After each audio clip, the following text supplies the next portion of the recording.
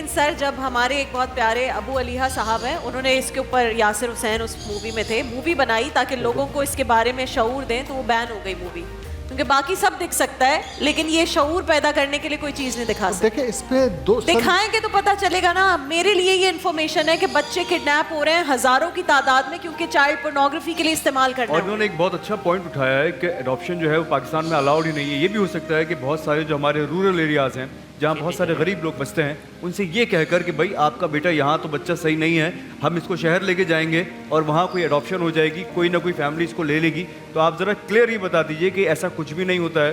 اگر وہاں سے کسی بچے کو یہاں لے کر آیا جاتا ہے تو وہ چائلڈ ٹریفکنگ ہی ہوتی ہے ایک طرح سے. دیکھیں پاکستان سے کسی بچے کو جعلی اڈاپشن ڈیڈ بنا کے لے جایا جائے جی غیر قانونی ہے. یہ ٹریفکنگ ان پرسن ایکٹ آ چکا ہے, وہ اس پہ چارج ہوگا باقاعدہ.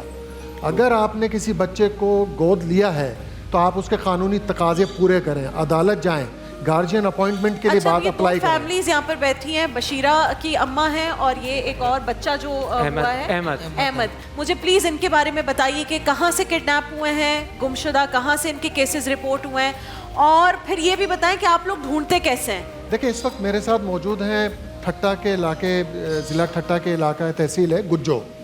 وہاں سے ایک خاتون, سلمہ نامی خاتون, ایک معصوم بچی 12-13 سالہ بچی کو وہاں سے لے کر آئی اور والدین کو کہا کہ میں اس کو کام پر لگاؤں گی اور پڑھائی لکھائی بھی کرواؤں گی.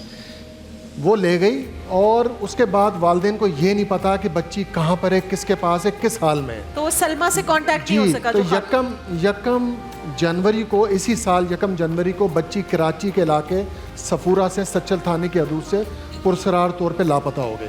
والدین کو اطلاع کی گئی, والدین آئے بیچارے, وہ بھی حیران تھے کہ بچی ہماری ان کے گھر کام کر رہی تھی. اب بچی کا کوئی پتہ نہیں ہے, بچی کہاں چلی گئی, کون لے گیا, اس کی تلاش جاری ہے.